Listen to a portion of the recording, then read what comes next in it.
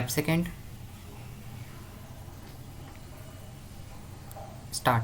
The decision to open up about 20,000 private hospitals across India from March 1, in addition to about 10,000 government sites to vaccinate people older than 60 years and those above 45 years with comorbidities will at once increase the number of vaccination sites, roping in the private sector to support the government program of vaccinating about 270 million people belonging to the two high risk priority groups can surely speed up vaccination coverage.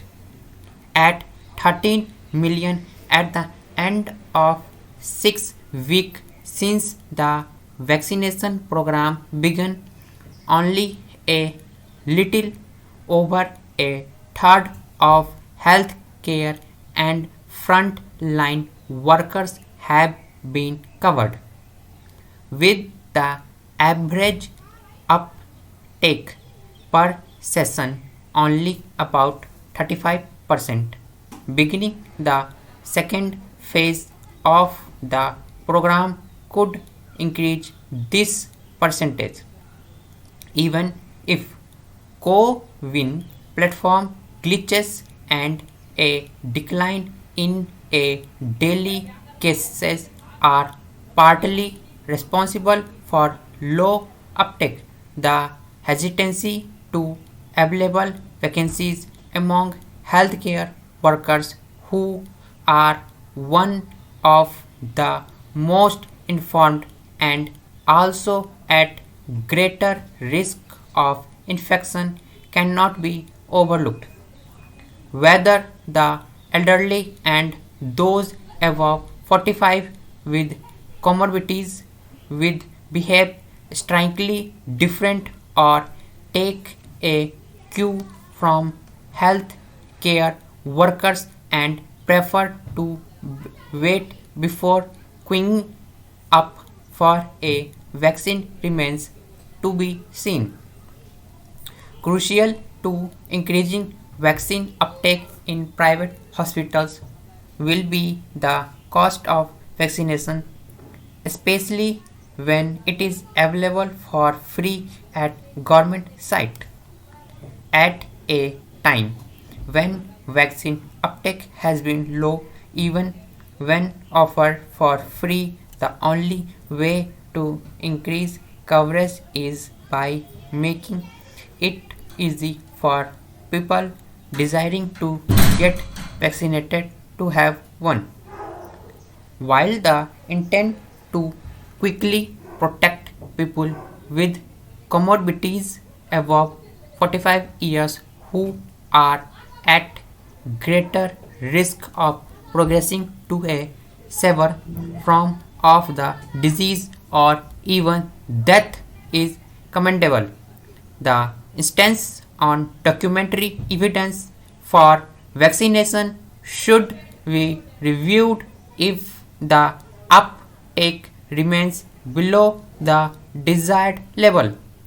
1 in 3 adults in India has hypertension, but only about half are even aware of it. It is 1 in 10 in the case of the diabetes. Awareness is about 50%.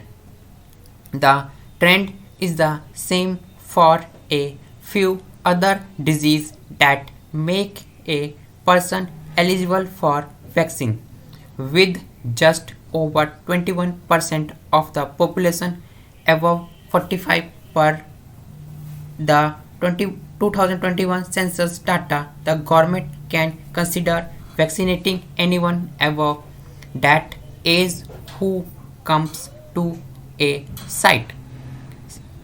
Similarly, insisting on prior registration on the CoWIN platform will further worsen inequalities. Vaccinating people who walk in without registration must be allowed. That less than 10% of people have opted for Covaxin nationally is proof that vaccine uptake is directly related to availability of trial data. The government can still win back trust and improve vaccine coverage by quickly making all vaccine trial data public. Also, timely resolution by the National Committee of Serious Adverse Events and Deaths following vaccination and sharing the details will surely inspire public confidence in the vaccine. Weeks hence, the nation is set to witness a series of elections to several state assemblies. State elections normally do not attract too much attention, but as the nation moves inexorable towards single party dominance, the outcome of each and every assembly election becomes critical to the end objective. India, more accustomed to glacial changes in political behavior and attitudes, is today confronting a new phenomenon with that the winner seeks to take at all any cost irrespective of a raging COVID-19 pandemic. If anyone were to pursue the numerous newspapers and listen to the confidence television channels in the country, one would get an impression that India is approaching a new gilded era. Unfortunately, electoral politics in the country appears to be out of sync with the portrayal.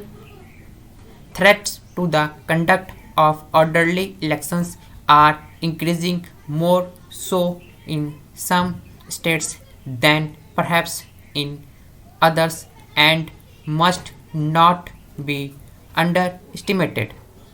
Pressing the stop button is not a viable option as of now, as it is a reflection of the pervasive decline in political attitudes and behavior in the nation. Violence, money power, and communal attitudes tend to exercise a disproportionately greater influence on the outcome of elections as of now. A great deal of this attributable to the prevailing belief that winning elections is the sine qua non of democratic politics and the reason for any political party to exist. India's leading political party, which currently holds power at the center and a majority of states, has converted this into a fine art and makes no secret of its determination to pursue his path. Other parties are attempting to emulate this but with far less success. Across India, meanwhile, we are witnessing a near daily ritual of individuals belonging to one political party or the other shifting their allegiance and while doing so indulging in a diatribe against the party they existed. Electoral majority as a result, and the character of some state governments have hence tended to change. These shifting patterns of party allegiance are in turn converting democratic politics into a kind of cadre which could damage the fabric of both electoral and democratic politics.